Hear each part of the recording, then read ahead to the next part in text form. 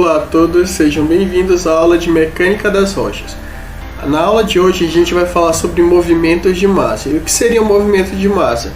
É quando uma grande quantidade de material rochoso, tá, de forma genérica, ele vai estar mudando de local em um volume, uma quantidade muito grande. Beleza? Vamos começar a entender esse assunto agora. Primeiramente a gente vai definir aqui o que é talude. Né, o local onde ocorre um movimento de massa. Esse fenômeno ele vai ocorrer justamente nesses taludes. E o que seriam taludes? Taludes nada mais é, vejam aqui, eu tenho dois planos, tá ok?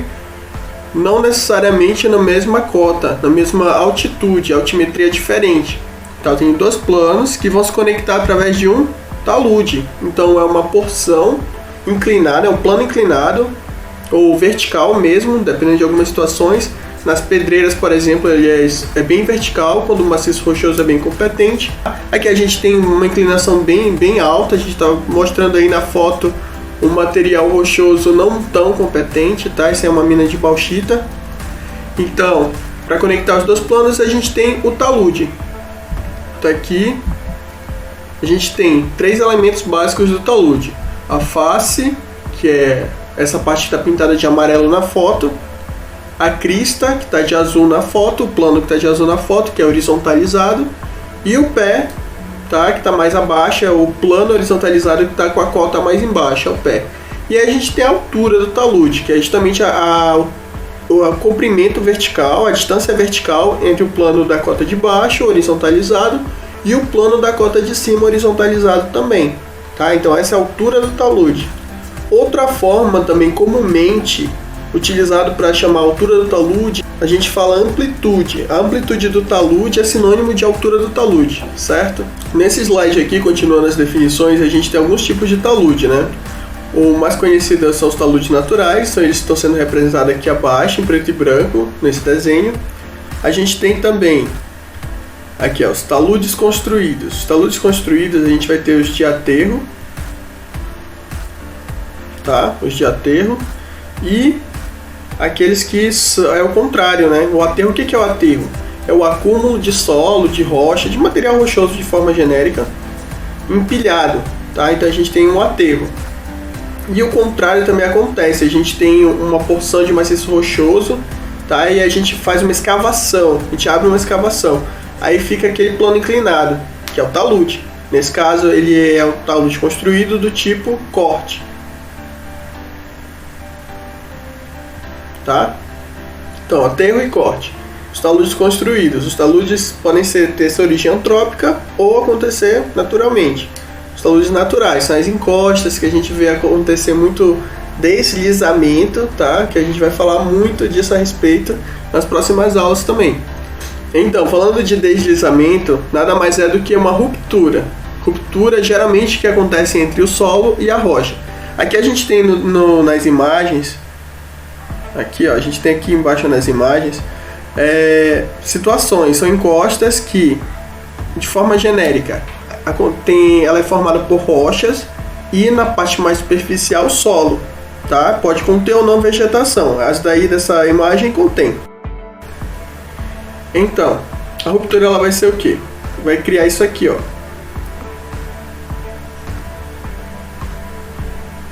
A superfície de contato.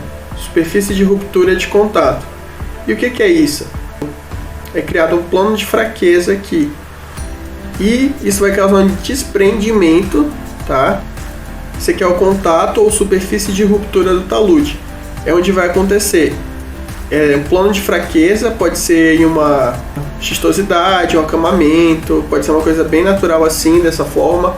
Ou não, pode ser um plano, uma descontinuidade, uma fratura, uma junta, tá? Que vai acabar ocasionando essa situação, o deslizamento.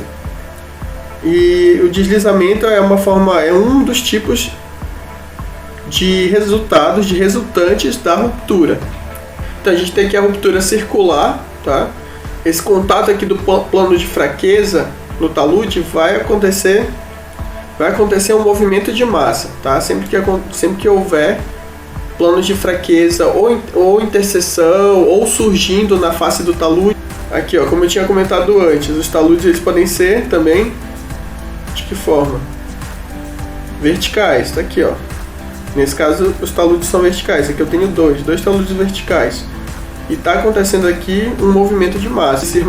O movimento de massa tem resultados catastróficos, tanto em termos de destruição ambiental, quanto perda de bens materiais, ou de vidas também, tá?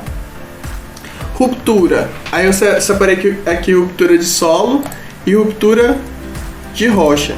Então, ambos esses casos aqui de ruptura, eles podem desencadear um movimento de massa. Uma situação bem comum é como mostra essa figura aqui, ó. Essa ilustração aqui, ela mostra um contato existente entre o solo e a rocha, tá? E na divisa dele, o fato de eles terem propriedades físicas, geomecânicas, geotécnicas que sejam diferentes, eles acabam acumulando. É bem comum acontecer deslizamentos, por exemplo, bem no contato entre onde vai passar de rocha para solo, ou melhor, vindo de cima para baixo, né, considerando que é uma chuva, no contato solo-rocha. Por exemplo, é muito comum acumular água nesse contato, porque o solo ele tende a, dependendo do tipo, né, cada caso é um caso, mas o solo ele pode, por exemplo, ter mais propriedades que deixam a água infiltrar. E se a rocha, por exemplo, ela for mais uma característica quase que impermeável, então vai haver um acúmulo, uma saturação nesse contato solo-rocha. Isso vai fazer com que o solo ele deslize, tá? Isso é só uma situação, uma das mais comuns, inclusive. Tá, e continuando aqui com os taludes. Que tipos de taludes a gente tem? A gente tem aqui, ó, que a gente tem um talude que eu posso estar chamando de talude plano. Tá, nesse slide aqui, o que a gente tem? Mais uma classificação a respeito dos taludes. Nesse primeiro caso aqui, ó, vou chamar aqui de caso 1, tá? Nesse caso, nesse talude 1, ele é plano. O que é plano? Eu tô falando em relação ao quê? A superfície da face do talude. Vocês lembram da face do talude? A face do talude está aqui, ó. A face do talude, ela é plana, beleza? Se ela é plana, a gente pode estar chamando aí de talude plano.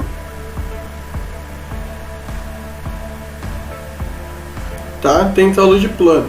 Isso eu estou falando em relação à superfície da face do talude. Tem uma outra situação também. Eu posso falar em relação à condição da encosta, em relação à água, tá? Nesse caso, não se classifica condição da encosta, condição do talude em relação à água superficial, tá?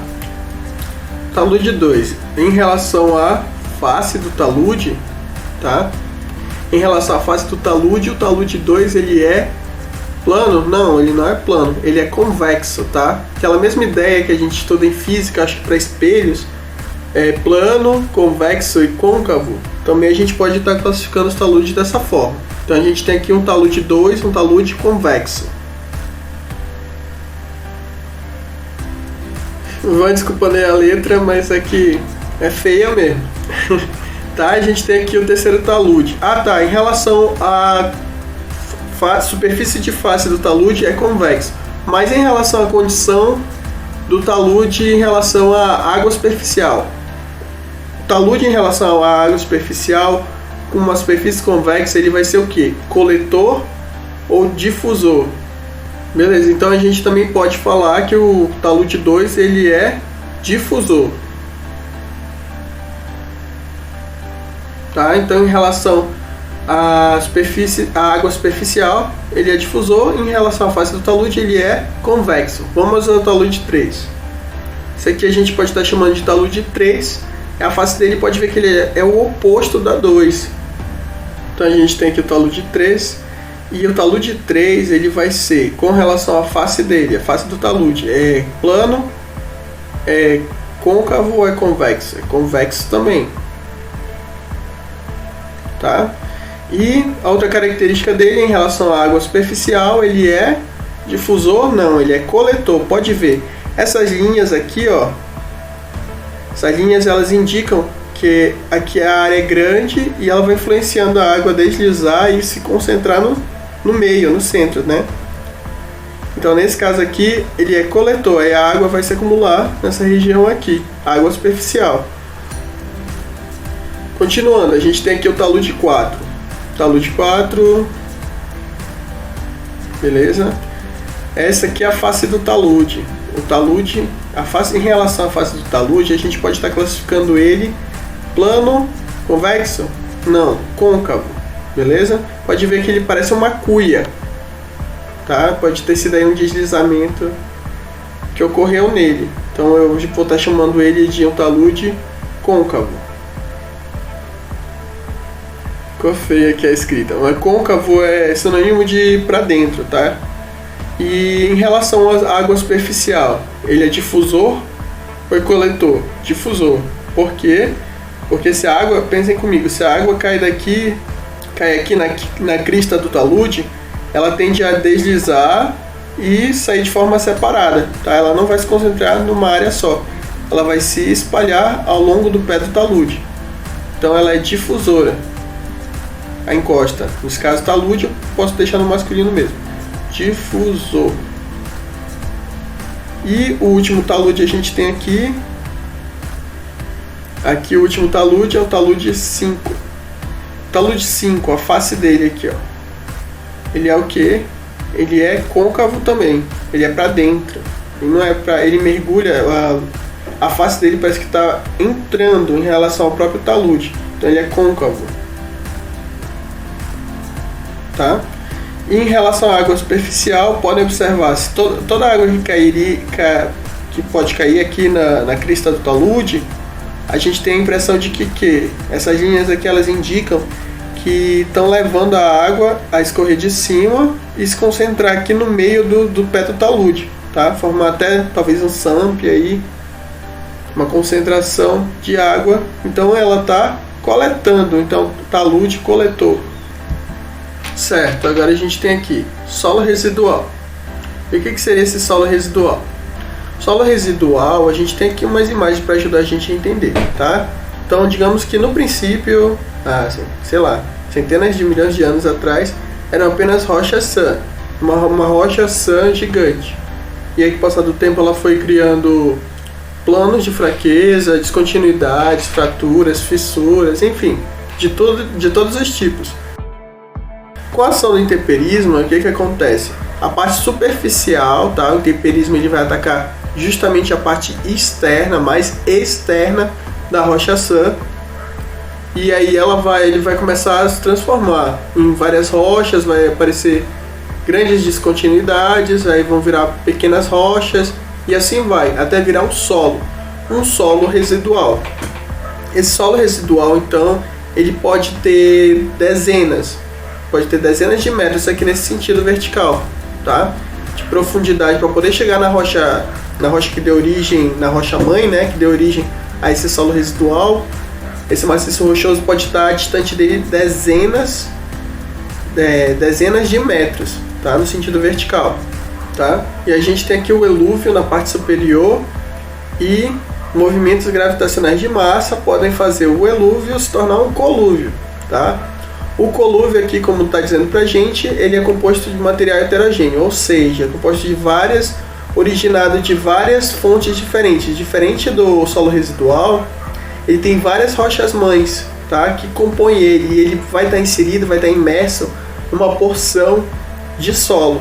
Tudo isso tem a ver com o quê? Com temperismo. Então a palavra-chave quando a gente está falando aqui de solo residual, de solo coluvionar, elúvio, colúvio, coluvião, a gente vai estar falando sempre de intemperismo. Então a gente tem aqui, ó, o solo mais externo, a camada superficial. A gente tem o solo residual que eles chamam de maduro. Depois ele diz que é residual jovem, saprólito ou solo de alteração de rocha alterada, né? Ou seja, não é mais a rocha sã, ela tem descontinuidades, ela pode ter sofrido aqui uma percolação, outros processos que não é mais, que muda as características, as propriedades geomecânicas da rocha sã. E aí a parte mais interna, mais distante dos processos intempéricos, é a rocha sã. tá? Ela vai estar mais distante da superfície. Tá, a gente tem alguns movimentos de massa que eles não estão necessariamente relacionados com os taludes, mas eles ocorrem em taludes? Ocorrem, tá? Então a gente está estudando porque eles também ocorrem em taludes. Necessariamente taludes? Não. Nesse caso eu vou estar falando da subsidência ou do colapso. Mas qual seria a diferença entre o colapso, tá, e a subsidência? Eu acho que vocês já podem ter visto por aí muitas vezes sendo utilizado como sinônimos. Eles são bem parecidos na verdade. A diferença entre eles, o que marca a diferença entre eles é justamente a velocidade com que acontece.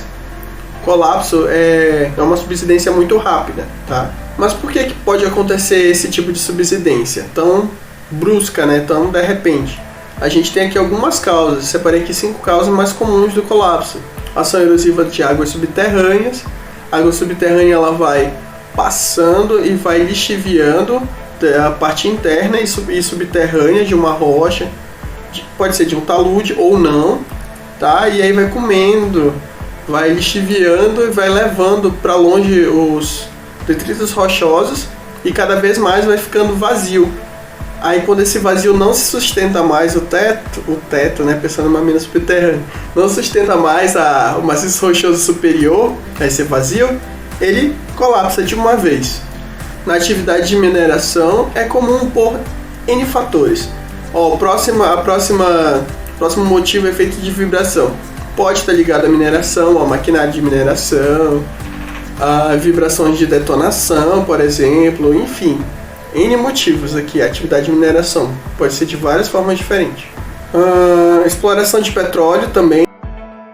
Pensem comigo, o maciço rochoso ele vai sofrer influência do seu entorno.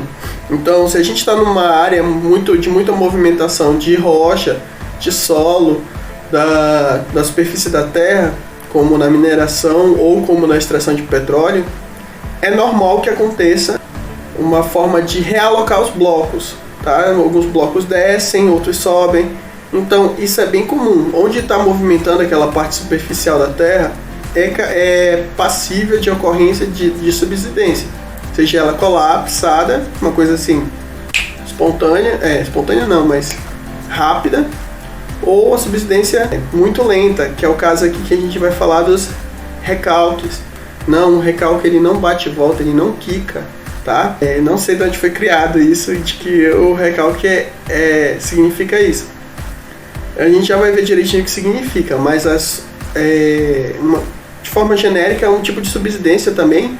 Ele vai afundar, mas numa velocidade bem menor do que um colapso, por exemplo. Ele vai ter essa subsidência lenta.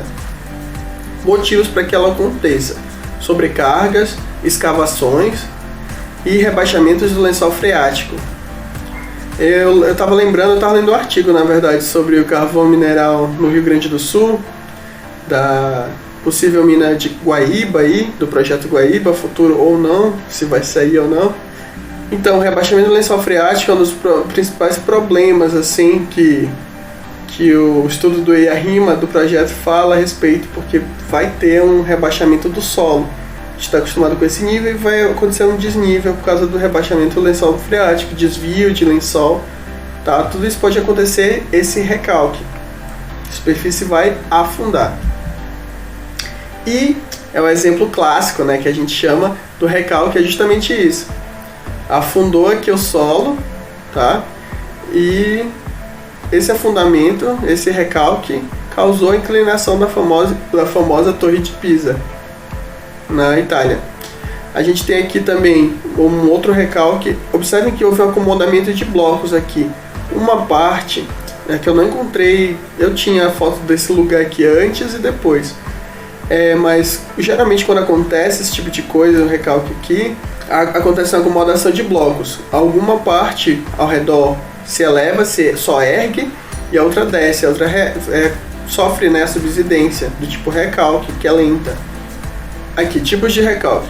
Recalque uniforme, quando ele acontece, recalque uniforme aqui o 1, ele acontece regular, toda a estrutura, todo o maciço rochoso, todo o talude, não importa o que seja, ele afunda, digamos assim, sofre recalque ao longo dele todo, sem diferenças. Recalque diferencial com distorção uniforme, ele acontece exatamente como a Torre de Pisa. Teve uma distorção aqui, um afundamento diferenciado mais para um lado do que para o outro, mas ele é uniforme. Então é justamente essa uniformidade que dá essa característica de que foi de propósito, sabe? Foi um afundamento pensado, um recalque assim, bem bolado, mas não foi. Aqui a gente tem o recalque diferencial generalizado. Ele acaba ocasionando coisas como rupturas de estruturas. Aqui o exemplo é uma casa, né? Mas poderia ser um maciço rochoso, um talude de uma mina. Começa a criar trincas, rachaduras, rupturas, descontinuidades de forma geral, tá? Aqui, situações onde podem ocorrer. Aqui, só para ficar mais claro, ilustrar bacana aqui. Condições existentes. A gente tem aqui a extração de gás ou óleo natural, que é no sentido do ponto de vista da Terra, no ponto de vista da superfície da Terra, são similares, tá? Aí o homem faz o quê? Faz uma alteração no meio, ele vai extrair, né? Extrai o gás ou o óleo que estava ajudando a manter a sustentação aqui das camadas superiores, o solo residual, outra camada de rocha, uma modificação aqui, enfim. O que acontece? Esse espaço vazio aqui, ele vai, com o tempo ele vai afundando, tá? Ele pode colapsar de uma vez, ele pode ir afundando aos poucos. Mas esse vazio vai ser uma hora preenchido. Uma hora a resistência mecânica, geomecânica aqui dessa parte superficial, que eu poderia estar chamando de teto, sem problemas, vai sofrer subsidência. Tá? No próximo exemplo. O segundo exemplo é dissolução de rochas de calcário, né? O calcário ele reage muito com a água, facilmente com a água. Então a gente tem uma condição de equilíbrio aqui normal, natural, inicial, nesse quadrinho, e acontece um distúrbio no meio, tá? Acontece uma modificação do ambiente. No caso aqui é simples chuva, não é nem ação do homem, é uma causa natural nessa situação. E o contato do calcário com a água acaba que ele vai sendo lixiviado e levado pelo lençol freático, criando aí uma subsidência, tá? Ela pode começar aos poucos e afundando aos poucos como um recalque e acabar com um colapso. Do nada descer de uma vez a superfície, porque a gente não está vendo que por baixo, ali onde toca os lençóis freáticos, ele está sendo lixiviado. Ele foi carreado pela força da água pluviométrica, está sendo lixiviado pelo lençol freático. A gente tem aqui na mineração, claro, exemplo que não poderia faltar. Subsidência na mineração, subsidência na mineração, a gente tem as condições existentes, até aqui o talude da mina, e aí com a movimentação, com toda a escavação e tudo mais, acaba criando no talude uma superfície de contato de ruptura. A superfície de ruptura é justamente esse contato aqui, ó, esse contato que a escavação vai fazer. O que vai acontecer com o talude?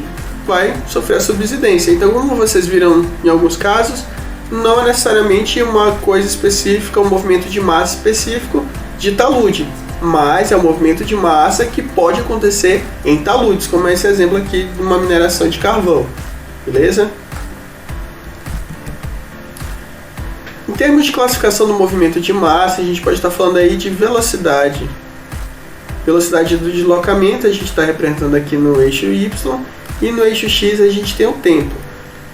O tempo vai passando e aí tem pequenos movimentos de massa, tá? Tem uma trinca surge, as descontinuidades ficam evidentes na face do talude, tá? Essa é chamada pré-ruptura, está indicando, olha pessoal, daqui a mais um tempo vai deslizar, vai ter um deslizamento, vai ter um escorregamento, tá? Vai ter um movimento de massa, que seja. Aí acontece a primeira ruptura.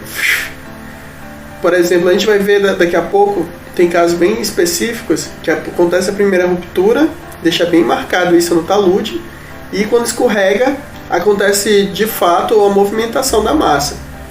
Aí tem a pós-ruptura, ou seja, a velocidade do deslocamento ele vai desacelerando, ele desacelerou, e aí acontece de novo, aí ele dá uma acelerada, o escorregamento, e aí ele vai parando.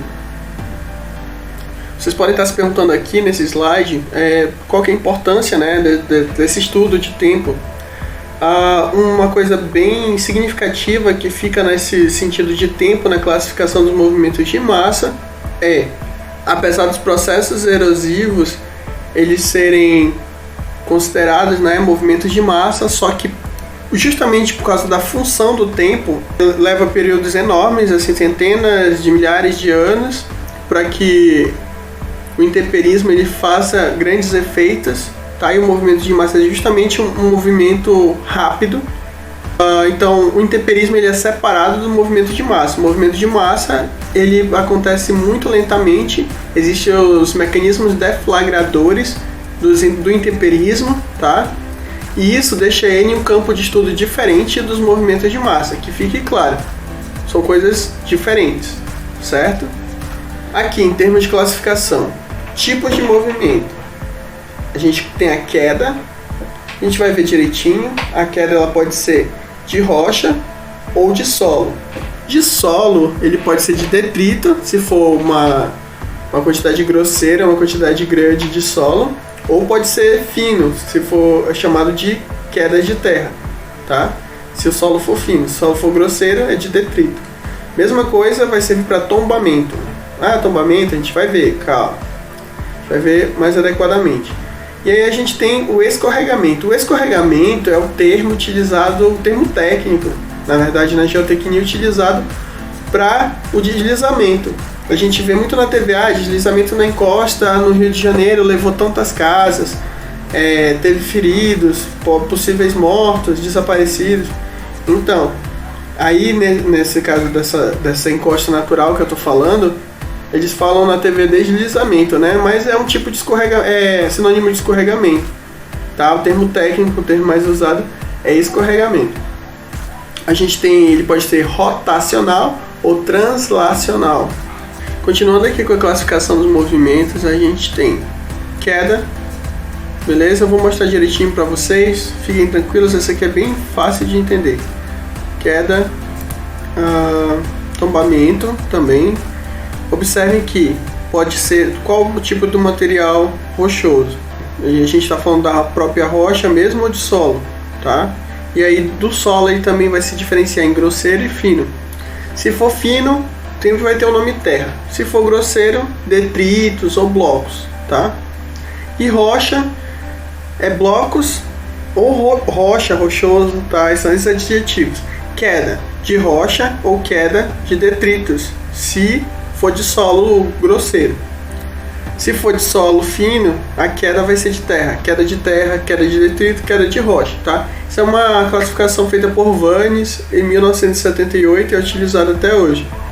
Tombamento também, o tombamento ele pode ser de rocha e de solo.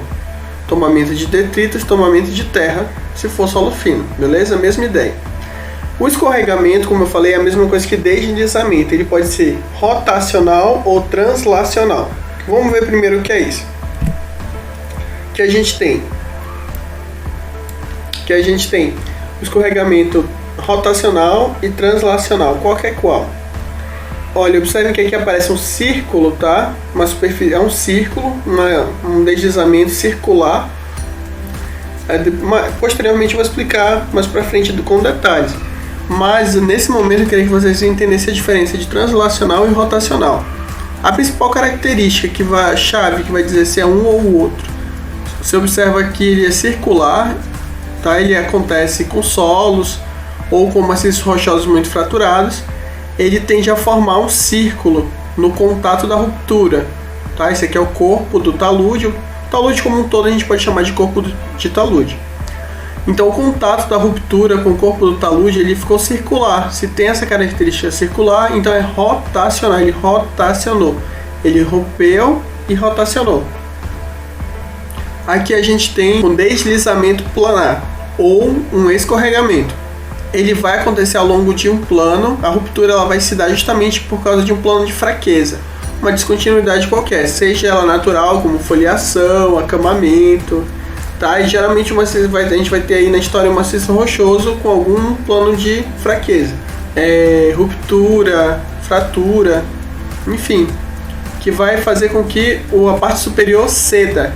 e deslize, tá? Então ele não vai ter aquela característica circular, tá? Os exemplos que ele traz aqui é xistosidade, foliação, qualquer plano de fraqueza, superfície de fraqueza, tá? Qualquer descontinuidade também. Tá, então essas características: rotacional aparece um círculo, na ruptura, no contato da ruptura com o corpo do talude, e na translacional não aparece essa característica circular, tá? E acontece por causa de quê então? Por causa de um plano de fraqueza. E nesse caso acontece por quê? Porque é um solo, porque é um maciço rochoso muito fraturado, tem uma coesão, uma competência geomecânica muito baixa. Um maciço de competência geomecânica muito baixa, um solo, tá? Ele vai romper, vai ter essa ruptura característica, ou rotacional. Continuando aqui com a classificação dos movimentos, a gente tem as expansões laterais, tá? Expansões laterais podem ser de rochas ou de detritos, e se for de solo fino é de terra, tá? Esse autor aqui ele vai usar corridas, a palavra corrida, para escoamento. Ele é similar a que a gente viu agora, ele é similar ao deslizamento, só que ele é mais rápido, tá? A gente tem expansões laterais que ficam bem evidentes aqui nesse maciço rochoso, nesse talude, que ele vai é muito além de relação com as descontinuidades que existem ao longo do talude, faz relação também com a temperatura, a contração do solo e a extensão, tá? E a presença de fluidos, a presença de água, provavelmente. Pode acontecer degelo também, mas é mais observado com a presença de água. A gente tem essas expansões laterais, pode ser de rocha, como no exemplo, ou pode ser de solo, detritos ou terra.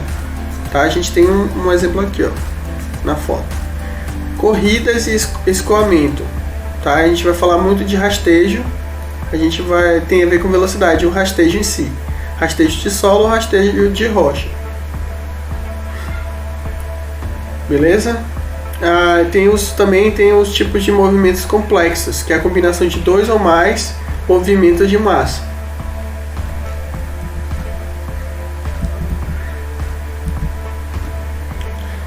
Tá, agora vamos explicar um pouco do que a gente viu nas tabelas.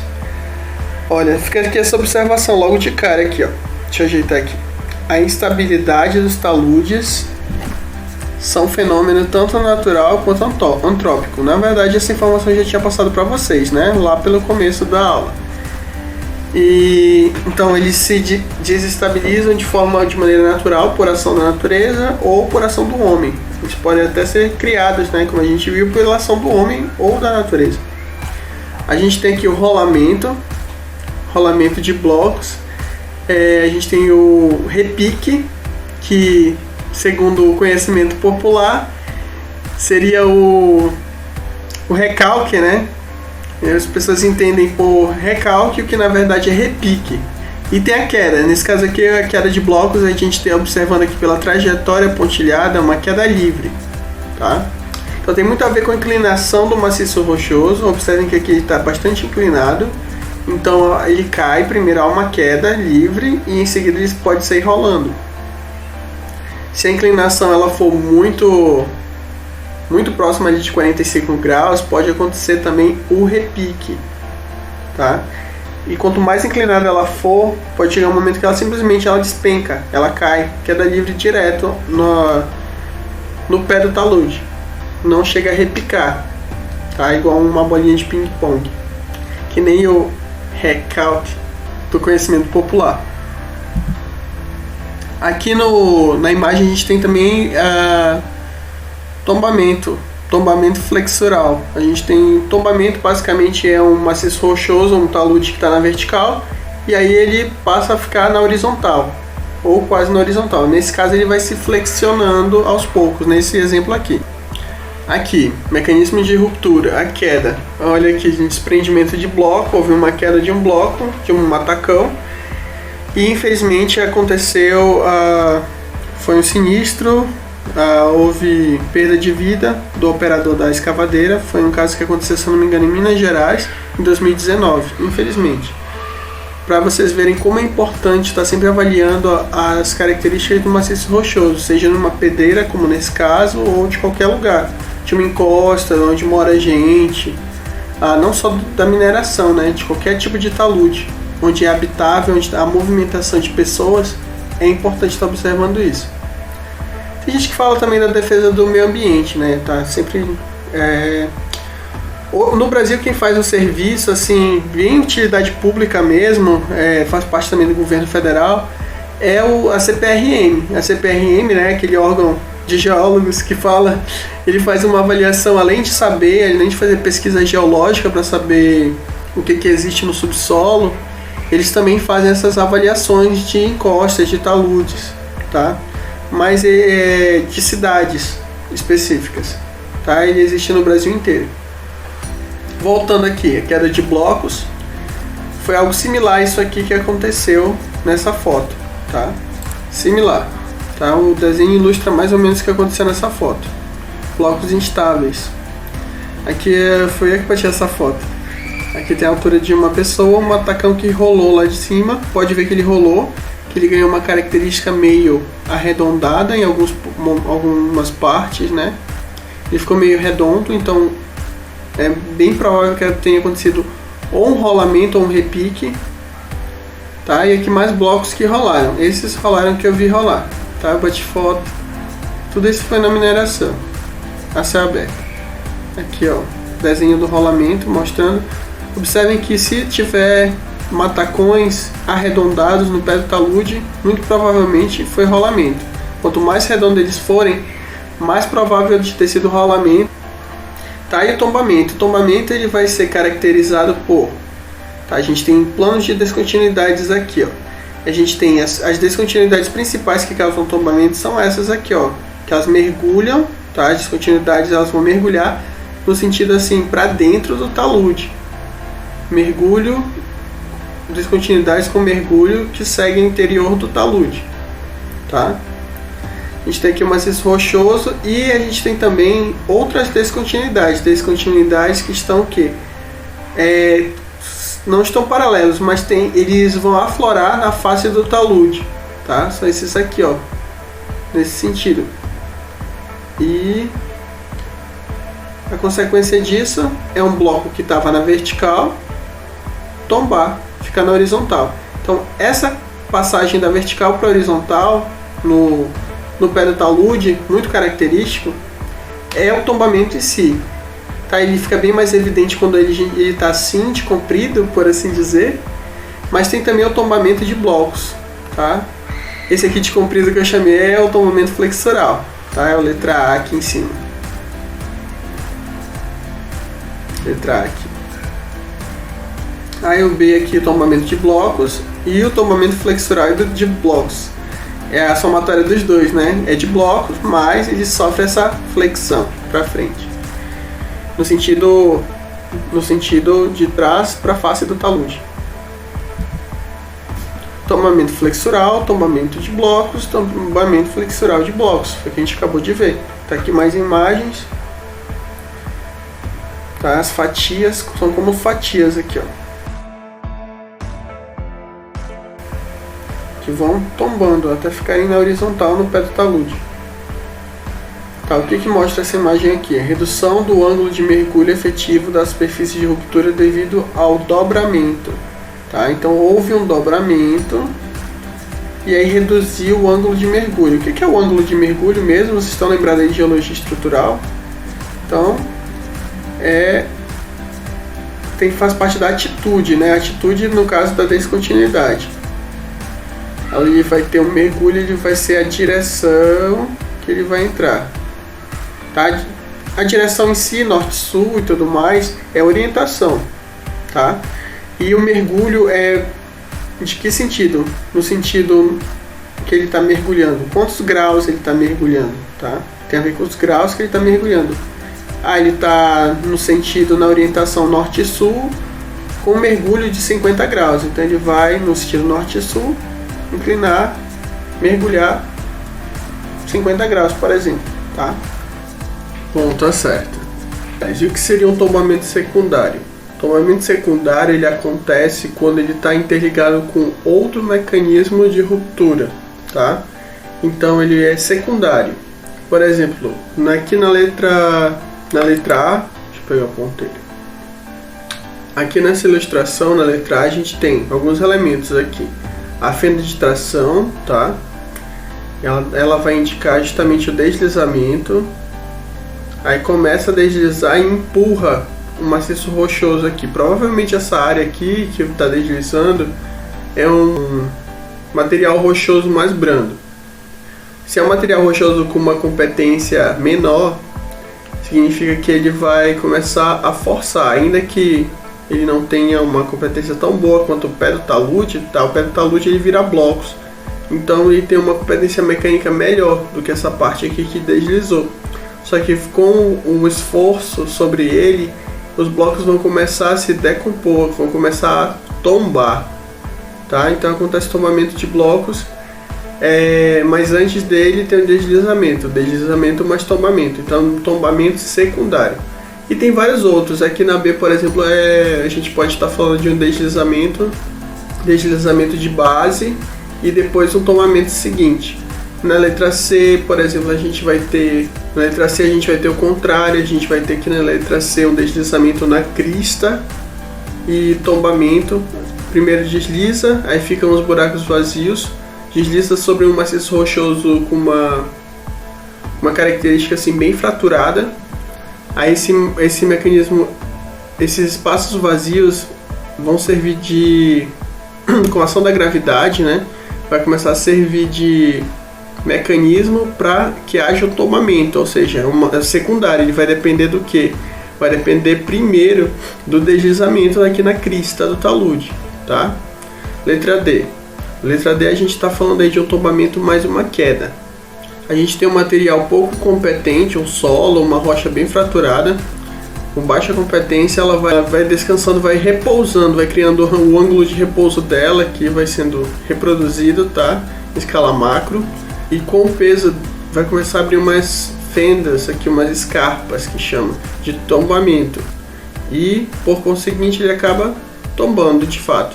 Então é um tombamento secundário também. E aqui na letra E a gente tem uma trinca, tá? É necessário que haja essas trincas, que elas seguem um sentido paralelo à face do talude. Essas trincas, elas são necessárias para que ocorra o tombamento seguinte. Tá? Então são todos tombamentos secundários, vão depender de deslizamento no pé, na crista, uma queda de blocos, algo nesse sentido, beleza? Aqui esses movimentos de massa. A gente tem aqui, ó, blocos instáveis, então eles estão suscetíveis à queda livre. Descontinuidades, a gente tem tanto paralela à face do talude quanto perpendicular. É bem característico de tombamento mesmo. Quedas e tombamentos. E aqui é o tombamento em si. Aqui embaixo a gente tem nessa tabela tipos de movimento. A gente tem a queda e o tombamento. Queda de rochas, tombamento de rochas ou de detritos. Se for relacionado a solo fino, terra. Segue aquela tabela que a gente já viu, bem similar. Continuando aqui, a gente tem queda, tombamento e rolamento. Os três tipos de caso, ele acontece justamente com rochas. A gente tem aqui a simbologia, tá? Então a gente tem um movimento de massa, tudo isso é um tipo de estabilidade de talude, e a gente está falando de queda ou tombamento. A queda ela pode ser livre, quando ela cai diretamente, praticamente, né, da onde ela está, da onde está acontecendo o movimento de massa, direto no pé do talude. O rolamento, quando ela vai decorrer, ela vai percorrer toda a face do talude. E ela vai ficar com aquela característica mais arredondada. O repique, como eu expliquei, o repique é justamente o que o conhecimento popular chama de recalque, né? Ele fica batendo, fica quicando algumas vezes durante a face do talude, até descer ao pé, né? Por força da gravidade mesmo. Aí o tombamento flexural, como vocês viram, ele acaba entortando, tá? Ele tem relação com dobramento de blocos, quando é mecânica das rochas mesmo, não tem nada a ver com solo. E flexural de blocos é que, além de dobrar, além de quebrar em blocos, ela antes sofre essa flexão. Tá? A gente tem aqui o desprendimento. Pode ver que se desprendeu, né? Isso aqui vai cair, mas porque se desprendeu daqui. Pode ver que a descontinuidade ela era paralela ou praticamente paralela. Aí vai se assumir uns ângulos de mergulho aí de até 20 graus, mas praticamente paralela à face do talude. Então acontece esses fenômenos de queda e tombamento. Tá? Estão associados a essa característica da descontinuidade do plano de fraqueza, paralela à face do talude.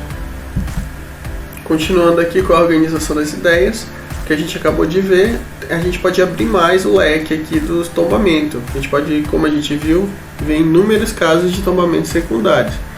Tombamento mais queda, tombamento gerado por trincas, primeiro desliza o pé e depois tomba, primeiro desliza a crista, gera espaços vazios, depois tomba, na crista mesmo os blocos tombam, deslizamento na base, tombamento. Então isso aqui foi o que a gente viu, é só para organizar a mesma ideia, no sentido de o que está contido, tá? Em cada etapa, em cada movimento, mecanismo de ruptura. E o mecanismo de ruptura é justamente o responsável pelo movimento de massa. Tá? E aqui a gente tem vou dar um zoom aqui, a gente tem aqui sobre o deslizamento, tá? Lembra muito que a gente já viu naquela tabela cinza lá no começo. Porque aqui está melhor organizado. Ele pode ser rotacional ou translacional, como a gente viu, com um volume muito grande ou pouco. Pode ser de rochas, né, ou de solo. Então essa primeira coluna aqui, essa coluna que eu estou passando aqui, é toda relacionada à mecânica das rochas, diretamente falando. E essas duas aqui está relacionada à mecânica dos solos. Mas os movimentos de massa, eles estão diretamente conectados, independente aí de ser mecânica das rochas ou dos solos. E aí a gente tem os movimentos complexos, né? Que ele vai combinar diferentes tipos. Os próprios tombamentos secundários que eu mostrei não deixam de ser movimentos de massa complexos. Tá, aí, aqui nesse slide a gente segue a classificação, nesse caso em relação à velocidade. O mais rápido é maior do que 3 metros por segundo, a gente tem aí um movimento de massa extremamente rápido e extremamente lento, tá? Que demora até, sei lá, ano, a medida chega a ser até ano, 0,06 metros por ano. Então, todo ano vai medir ali 6 centímetros, vai movimentar durante o ano. Então tem uma range, aí, uma variação, uma amplitude bem grande no sentido de velocidade do movimento de massa. Uma classificação aqui interessante de também estar citando, já que a gente está falando de classificação de movimento de massa, é sobre que a gente tinha falado há pouco, quer dizer, no começo da aula. A subsidência é um movimento de massa que está diretamente relacionado com nesse sentido aqui, o plano vertical, a profundidade. Então, em termos de profundidade, a gente pode estar classificando a subsidência de superficial, raso, profundo ou muito profundo, tá? Então, vamos estar aqui como classifica segundo a profundidade. Isso é específico para a subsidência, que é um fenômeno muito, principalmente vertical, né? Aqui a gente tem corrida de massa e deslizamento. Tá aqui a simbologia dos eventos. A queda a gente já viu. Corrida de massa tá aqui, tá? A corrida de massa a gente vai ver que ela é um fenômeno rápido e geralmente associados a solos ou maciços rochosos extremamente fraturados. A gente observa aqui, até é bem nítido, na verdade, rastejo, ele é bem mais sutil, né? Ele gera menos consequências. Olha, ele se movimenta numa velocidade muito menor comparado a um deslizamento aqui, ó. Escorregamento que está escrito aqui, mas também é deslizamento, tá? São sinônimos. A característica principal é formar essas escarpas aqui. Escarpas nada mais é do que esses veios, essas marcações verticais próximo à crista do talude, tá? Então marcou, criou a escarpa aqui e desceu. Houve um empurro, tá? Então um movimento que inicia verticalizado, né? A criação das escarpas, e em seguida uma projeção frontal, tá? Então o deslizamento é caracterizado por isso. Tá? Nesse caso aqui eu posso até dizer que ele é rotacional, porque ele forma aqui uma ruptura de contato com o corpo do talude circular, beleza? Daí tem um pouco mais de classificação aqui para vocês darem uma olhada. Nesse ponto aqui dessas tabelas, ele vai estar classificando de acordo com a comparação entre eles, né?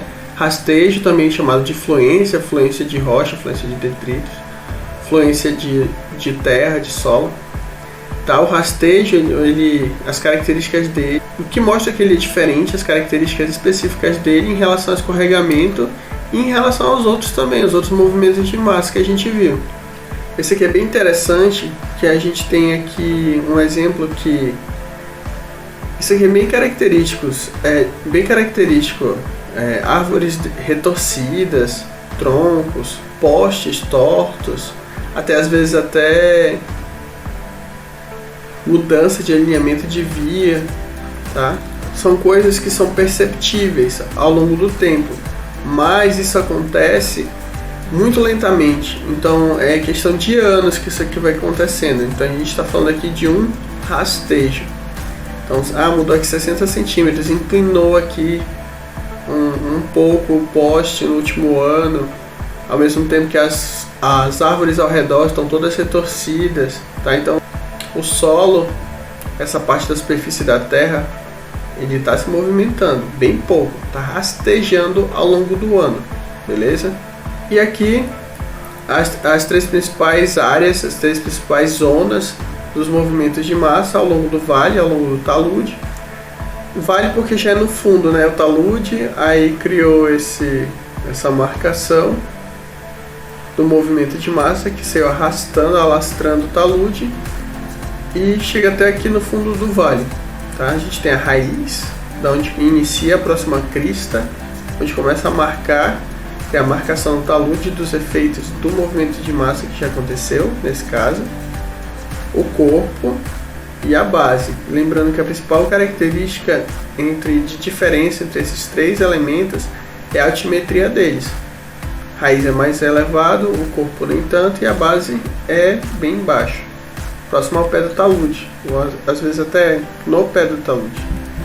Vai estar destacando as características que diferem um tipo de movimento de massa do outro, tá? Queda, corrida, beleza?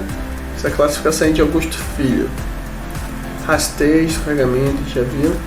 E causas do movimento de massa. As causas são inúmeras, eu trouxe aqui algumas para vocês. Elevação do nível piezométrico em taludes. O que é isso? Nível piezométrico é a pressão que a água exerce dentro dos maciços rochosos.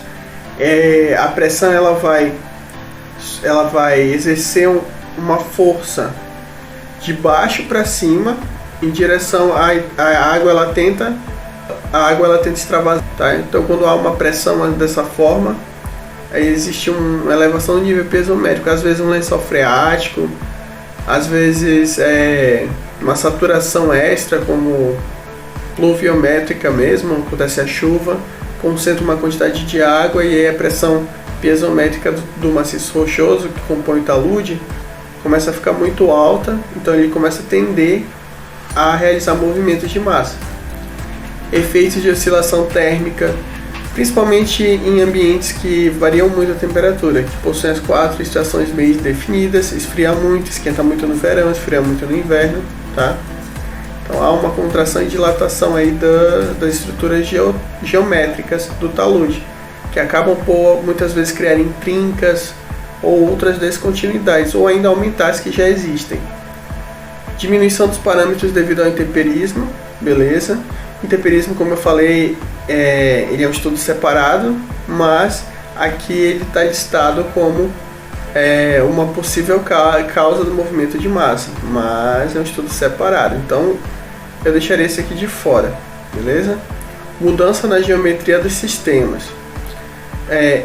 Tanto as duas coisas que foi citado até agora, os níveis piezométricos e a oscilação térmica, ela vai causar uma mudança na geometria do sistema, tá? Ela vai muitas vezes mudar o ângulo do talude, ainda que bem pouco, meio grau ou até menos. Ela vai mudar algumas características geométricas, isso é inevitável. Então, efeitos de vibração. Os efeitos de vibração são fatores externos, tá? E eles estão bem presentes no talude, movimentos de massa que acontecem em taludes de minas onde ocorre detonação, né? Explosão de ânforo, de outros explosivos. E aí acontecem vibrações. O próprio maquinário de perfuração também gera pequenas vibrações e podem influenciar sim na estabilidade do talude, acabando por influenciar o movimento de massa. Ah, bacana esse aqui, ó, erosão subterrânea retrogressiva, o famoso piping.